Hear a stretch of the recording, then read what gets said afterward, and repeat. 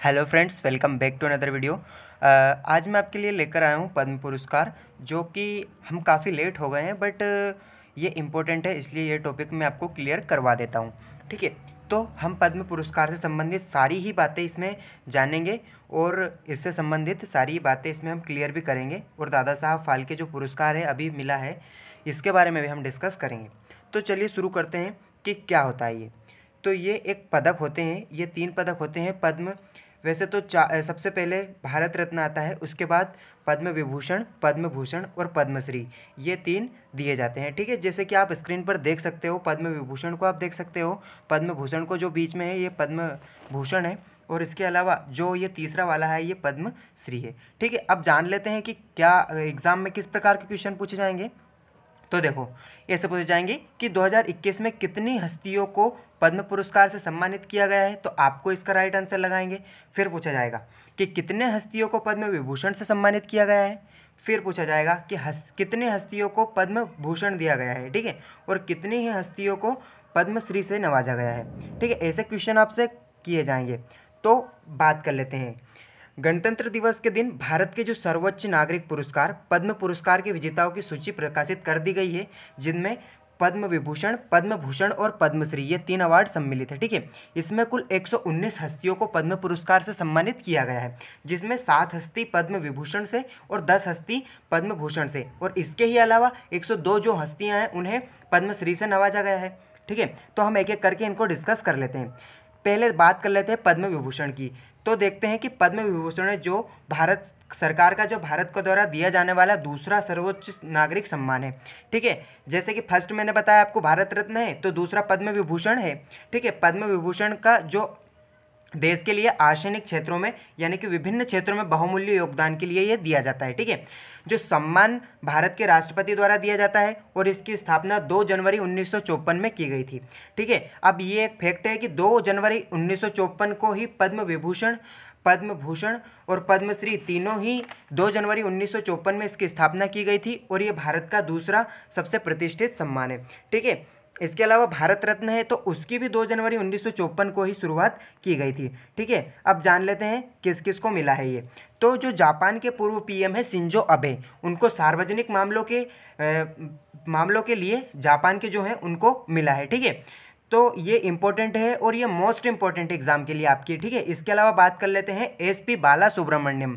ठीक है, इनको कला के क्षेत्र में मिला है, और ये किस राज्य से बिलोंग करते हैं, तो ये तमिलनाडु से। ठीक है, इनको मरणोपरांत मिला है। अब उसके बाद आते हैं सुदर्शन साहू, इनको कला के क्षेत्र में मिला है, और ये उड़ीसा से बिलोंग करते हैं।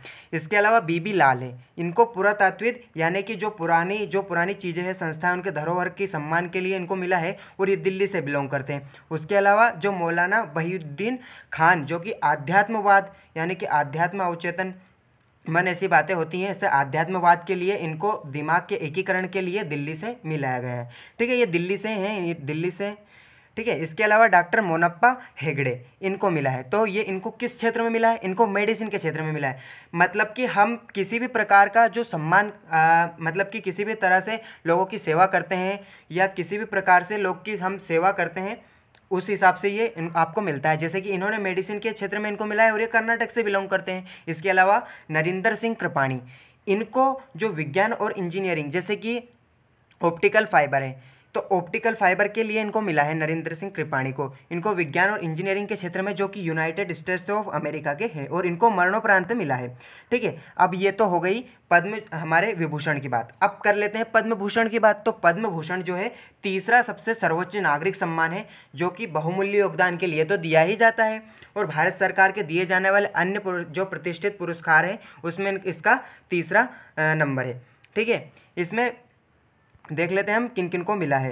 तो और बात क्या है इसमें कि जो पद्म विभूषण के बाद ये तीसरा नागरिक सम्मान है, जो पद्म विभूषण है, यह सम्मान किसी भी क्षेत्र में विशिष्ट और उल्लेखनीय सेवाओं के लिए दिया जाता है। ठीक है, तीनों एक दूसरे से रिलेट करते हैं, पर जो ज़्यादा अच्छा काम करेगा उसको पद्म विभूषण मिलेगा, फिर पद्म भूषण मिलेगा, उसके बाद पद्म श्री मिलेगा। अच्छा, तीनों आपको क्या लगता है कि तीनों नहीं मिलेंगे? तीनों एक साथ नहीं मिल सकते, लेकिन तीनों मिल तो सकते हैं, लेकिन 5 साल का अंतराल में इनको दिया जाता है। ठीक है, जैसे पद्म विभूषण मिल गया, तो फिर 5 साल के बाद पद्म भूषण मिलेगा, फिर 5 साल बाद पद्म श्री मिलेगा। ठीक है, आपको 5 साल का वेट करना पड़ेगा। ठीक है, अब तो बात कर लेते हैं कृष्णन नायर, शांता कुमारी, इनको कला के क्षेत्र में मिला है और ये केरल से बिलोंग करती हैं। इसके अलावा तरुण गोगोई, इनको मरणोपरांत मिला है और ये जो पब्लिक अफेयर से जैसे कि मामले हैं, दैनिक मामले आते रहते हैं, उनसे जैसे कि किस प्रकार रिलेट कर सकते हैं हम, जो दैनिक जीवन में मामले आते हैं उनसे संबंधित मामलों को ये असम से इनको मिला है। ठीक है। चंद्रशेखर कंबरा, ये साहित्य एवं शिक्षा के क्षेत्र में इनको मिला है और ये कर्नाटक से बिलोंग करते हैं। सुमित्रा महाजन, इनको पब्लिक अफेयर्स के क्षेत्र में मिला है और ये मध्य प्रदेश से बिलोंग करते हैं। ये मोस्ट इंपॉर्टेंट है, एमपी वालों सुन लो। ठीक है। इसके अलावा नृपेंद्र सिंह, सिविल सर्विस, जो कि उत्तर प्रदेश से बिलोंग करते हैं। इनको राम, जो कि नृपेंद्र मिश्र है, ये सिविल सर्विस के क्षेत्र में इनको मिला है। और रामविलास पासवान, इनको मरणोपरांत मिला है। ठीक है। अब रामविलास पासवान को तो आप जानते ही हैं और इनको पब्लिक अफेयर्स के क्षेत्र में मिला है और ये बिहार से बिलोंग करते हैं। ठीक है। केशु भाई पटेल, इनको भी मरणोपरांत मिला है और ये भी पब्लिक अफेयर्स से रिलेट करते हैं और ये गुजरात से बिलोंग करते हैं। कल्बे सादिक मरणोपरांत, इनको भी मरणोपरांत मिला है कल्बे सादिक को, और ये आध्यात्मवाद, जैसे मैंने आपको बताया, ये उत्तर प्रदेश से बिलोंग करते हैं। ठीक है। रजनीकांत देवीदास, इनको उद्योग के क्षेत्र में दिया जाता है और ये महाराष्ट्र से बिलोंग करते हैं। तरलोचन सिंह, इनको भी मिला है और ये पब्लिक अफेयर्स से बिलोंग करते हैं और ये हरियाणा राज्य से हैं। ठीक है। इसके अलावा हम बात कर लेते हैं पद्मश्री के बारे में। तो पद्मश्री या पद्मश्री ये भारत सरकार द्वारा आमतौर पर सिर्फ भारतीय नागरिकों को दिया जाने वाला सम्मान है। ठीक है। ये सिर्फ भारतीयों को दिया जाता है, विदेशियों को नहीं दिया जाता। ठीक है।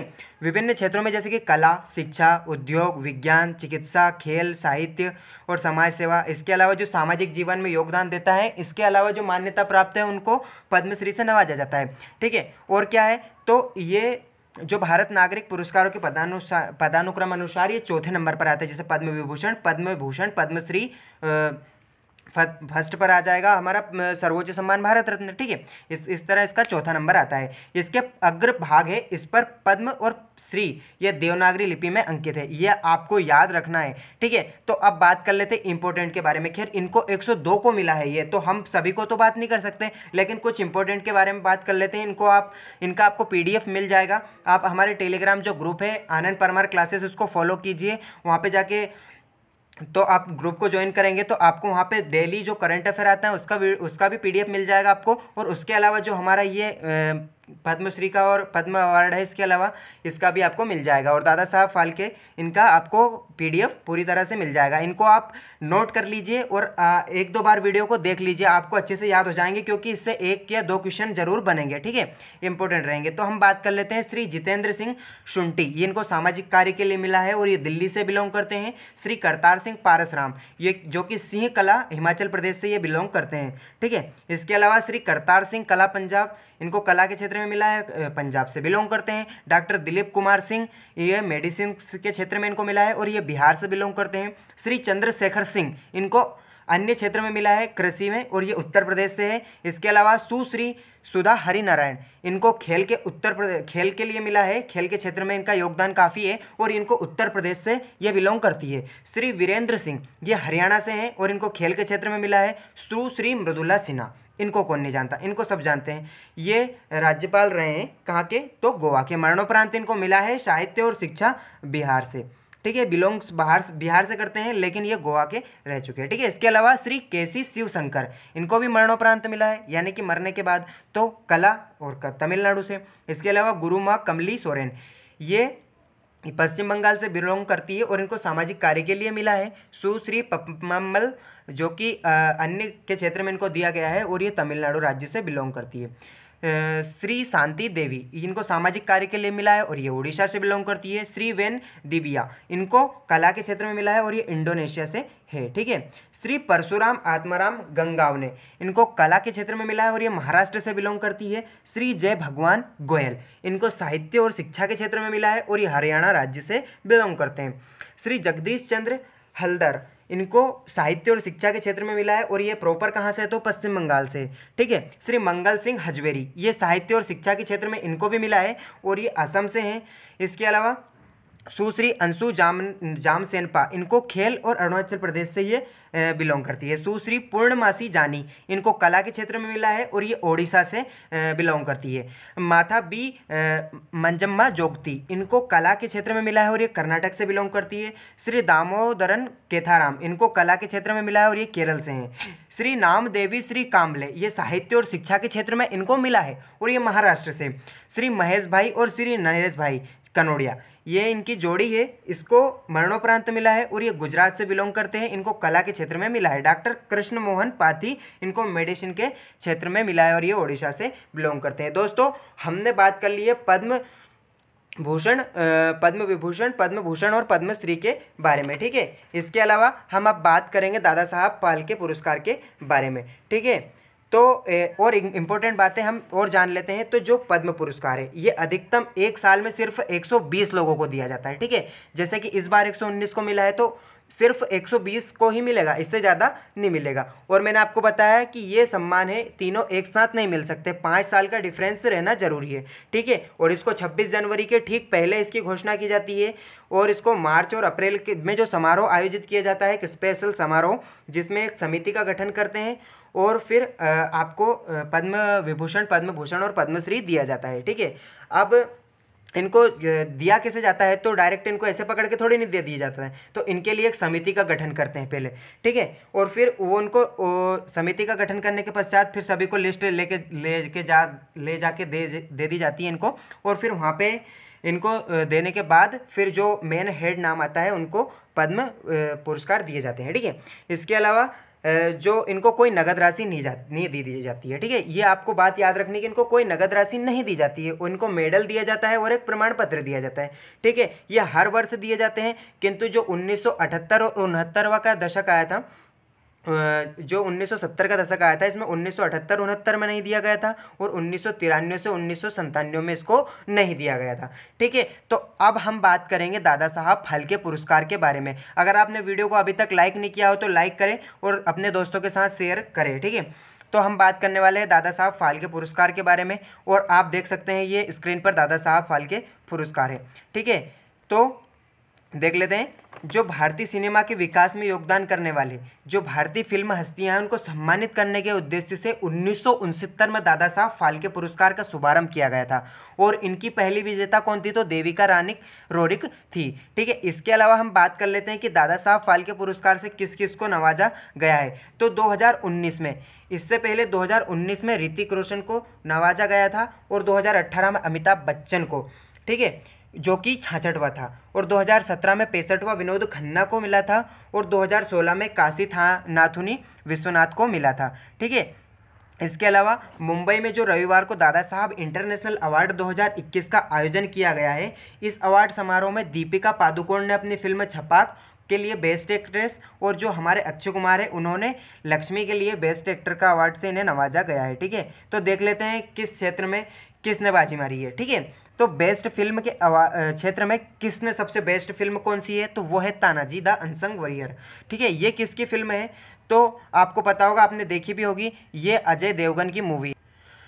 इसके अलावा बेस्ट डायरेक्टर का अवार्ड अनुराग बसु को मिला है और ये इनको लूडो फिल्म के लिए मिला है, ठीक है। बेस्ट एक्ट्रेस, इसके अलावा जो बेस्ट एक्ट्रेस है उसका अवार्ड दीपिका पादुकोण को मिला है और उनको छपाक मूवी के लिए मिला है, ठीक है। इसका निर्देशक किसने किया है, तो मेघना गुलजार ने किया है और जो मल्टिक का किरदार है, जो मालती है, उसका किरदार किसने किया है, तो दीपिका पादुकोण ने किया है और अनमोल का किरदार इसमें विक्रांत मैसी ने किया है, ठीक है। इसके अलावा जो बेस्ट एक्टर है उनको अक्षय कुमार को मिला है और वो लक्ष्मी फिल्म के लिए मिला है, ठीक से। तो क्रिटिक्स बेस्ट एक्ट्रेस का अवार्ड किसको मिला है, वो मिला है कियारा आडवाणी को और गिल्टी फिल्म के लिए मिला है। आपको इंपॉर्टेंट है ये चीज़ें याद रखना है, 1-2 बार देख लेना आपको, तो आपको ये याद हो जाएगी। आप 1 या 2 बार ये वीडियो देखिए और अपनी नोटबुक में नोट कर लीजिए, आपको ये जरूर याद हो जाएगा, ठीक है। इसके अलावा बेस्ट एक्टर जो कि स्पोर्टिंग रोल है उसके क्षेत्र में विक्रांत मैसी को मिला है, ठीक है। इसके अलावा बेस्ट एक्ट्रेस जो कि स्पोर्टिंग रोल उसको राधिका मदान को मिला है, अंग्रेजी मीडियम जो मूवी है उसमें एक्टिंग करने के लिए, ठीक है। बेस्ट एक्टर जो कि कॉमिक रोल है उसके लिए आपको कुणाल खेमू को मिला है और जो लूट केस मूवी है उसके क्षेत्र में उसके उपलक्ष्य में इनको दिया गया है, ठीक है। जो बेस्ट वेब सीरीज़ है जैसे कि स्कैम 1992 इसको बेस्ट मिला है और इसका बेस्ट एक्टर है, इसका पुरस्कार वेब सीरीज़ के क्षेत्र में बॉबी देओल को मिला है। और इनको किस मूवी के लिए मिला है, किस वेब सीरीज़ के लिए मिला है, तो आश्रम के लिए मिला है। ठीक है, बेस्ट एक्ट्रेस वेब सीरीज़ उसके क्षेत्र में सुष्मिता सेन जो कि आर्या के लिए मिला है। ठीक है, TV series of the year ये कुंडली भाग्य को मिला है, ये आपको याद रखना है। Best actor TV series Dheeraj Dhoopar जो कि नागिन 5 के लिए मिला है। Best actress TV series Surbhi Chandna को मिला है और नागिन 5 के लिए इनको भी मिला है। ठीक है, outstanding contribution in film industry ये धर्मेंद्र को मिला है और performer of the year Nora Fatehi को मिला है, ताकि ये काफ़ी ट्रेंडिंग में रहती है। ठीक है, इसके अलावा स्टोग्राफर ऑफ द ईयर जो कि डब्बू रत्नानी को मिला है और स्टाइल दिवा ऑफ द ईयर जो इसको दिव्या खोसला कुमार को मिला है। ठीक है, outstanding contribution the literature in Indian cinema ये चेतन भगत को मिला है और ये outstanding contribution in music industry ये अदनान सामी को मिला है। ठीक है, एल्बम ऑफ द ईयर जो तितलियां हैं इसको मिला है। ठीक है, तो हमने सारे जो है कि अवार्ड दादा साहब फाल्के पुरस्कार भी कवर कर लिया है। So that is for today guys. आज के वीडियो में बस इतना ही। वीडियो पसंद आया हो तो लाइक करें, अपने दोस्तों के साथ शेयर करें और ऐसे ही और अधिक वीडियोस देखने के लिए हमारा चैनल है आनंद परमार क्लासेस, उसको जरूर फॉलो करें। और आप अगर इसका PDF चाहते हैं तो हमारा जो टेलीग्राम चैनल है आनंद परमार क्लासेस इसको जरूर जाकर ज्वाइन कीजिए। आपको वहाँ पर सभी करंट अफेयर्स के PDF भी मिल जाएंगे और ये जो अभी मैंने पढ़ा है इसका PDF भी आपको वहाँ पर मिल जाएगा, तो ज़रूर सब्सक्राइब कीजिए। So thank you, keep learning, keep watching and keep growing. Thank you for watching.